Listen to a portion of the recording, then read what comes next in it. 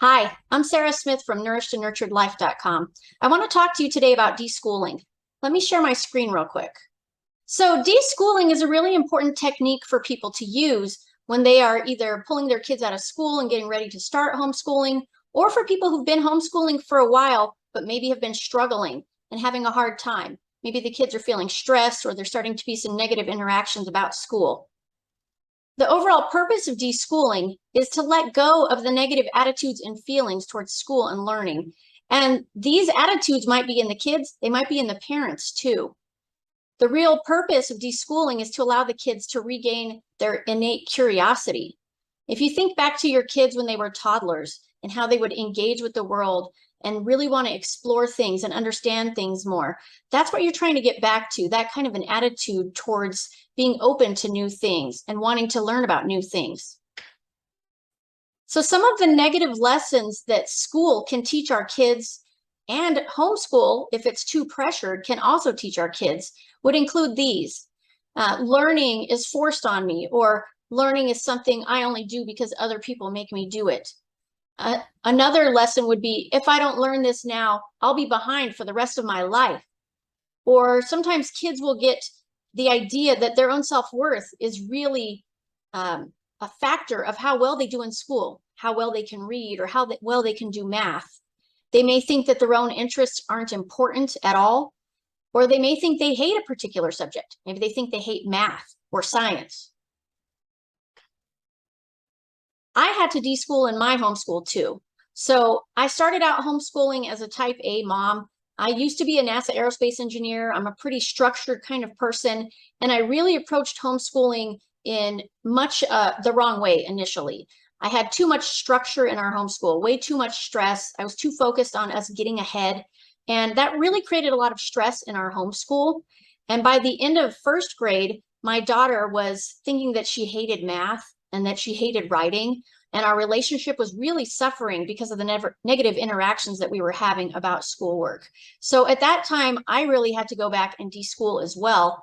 And that was actually 8 years ago now. We've been homeschooling for over 10 years. And deschooling really helped us reset things and get back to a place where we could start over and start over in a much more positive way.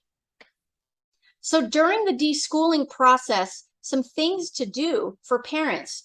Number one is focus on establishing really good relationships with your kids. And a lot of times, parent to child relationships can become strained about schoolwork or about homeschooling. And being able to bring that back and get back to a really kind of trusting, supportive relationship is going to be really helpful for your homeschool to be successful. Some other things for parents to do during deschooling are learning about different homeschooling approaches, as well as creating a vision for what you would want to create in your own homeschool. If you don't know what your homeschool should look like, if you don't know what you want it to look like, then you're not going to get there. So here are a couple books that I would recommend for people who are trying to create a vision for their homeschool. This first one, Dumbing Us Down, is written by Gatto, and he was a public school teacher in New York State. He was actually named School Teacher of the Year in New York State. And this is a pretty short book, but in it, he does a really good job of explaining what is wrong with the educational system that's being used in the United States and what is wrong with the way they're schooling kids, the negative things that are being imposed. And it really does a good job of helping to crystallize those negative things so that you can then purposely make sure that you're not replicating them in your homeschool. You know, most of us went to public school too. And so when we first start homeschooling, most of us start out trying to recreate that school at home kind of situation. And this book really helps us to learn what's wrong with that and what we might not want to do at home. Now, the second book here, A Thomas Jefferson Education, is really good for giving you a positive vision of what you would want in your homeschool. So Dumbing Us Down really tells you the problem. And then Thomas Jefferson Education is the solution. It shows you what your homeschool could look like when you're focusing, instead of trying to make sure that all the kids are learning the exact same things at the exact same times, instead focusing on finding your child's inner genius, finding what their mission is in life, helping them learn how to think instead of just what to think. So these two books are really good. I would recommend them during the deschooling process for the parents to read so that you can figure out what you want your homeschool to actually look like. Now, as far as the kids during the deschooling process, you really want to give space for your kids' curiosity to be reignited. And that means you don't want to be requiring school or academic work during the deschooling period. This makes parents a little bit nervous. They don't want to let go of that. They feel like, oh, my kid's going to get behind. But really, this is an important part of your kid being able to learn how to find their own interests, how to follow their own interests. When they're interested in things, they're going to learn so much more than if they're just being told, you have to learn this right now. So you're trying to get them out of that mode and give them the chance to actually learn how to get re-engaged in their own learning process. Another thing that's really important for kids during the deschooling process is to limit the amount of screen time that they have. And this is true during homeschooling in general. I know of several homeschools that have failed due to too much screen time, whether that be Minecraft or video games or videos.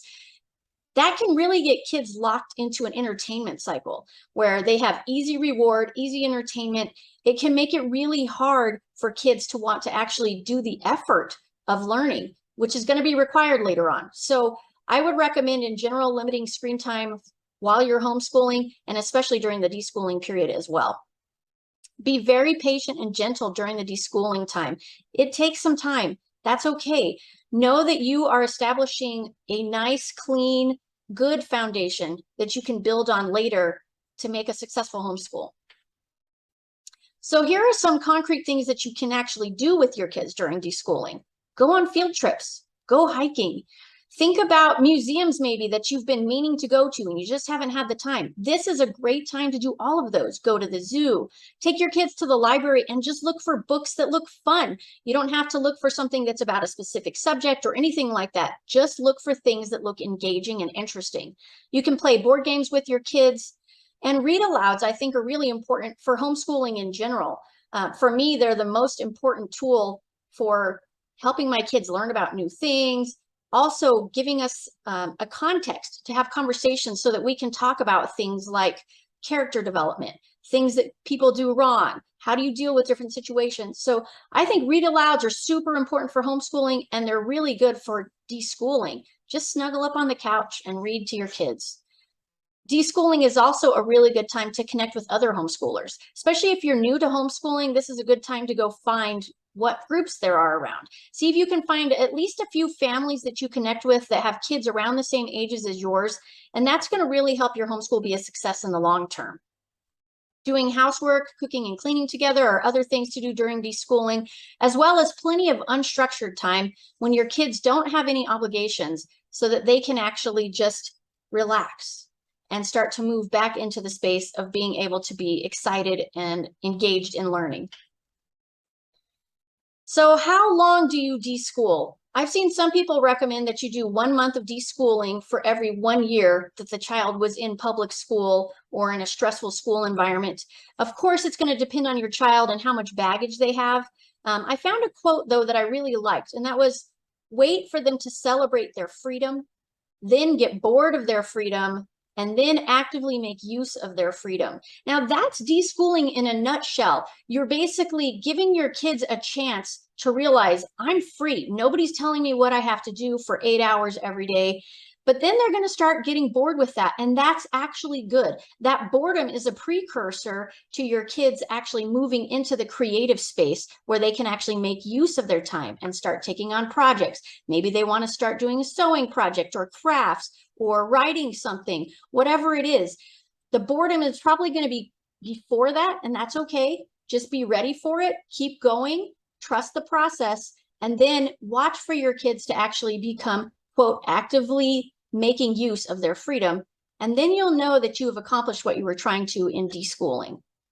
So here are a few resources for deschooling. I'll put the links to these in the description below the video. And these are if you want to get some more information about deschooling. Just know that this time is really important and don't skip it. It's going to really help your homeschool be a success in the long run if you take a little bit of time to do deschooling at the very beginning. Take care of yourselves and your family. Be gentle and patient with yourself. Bye.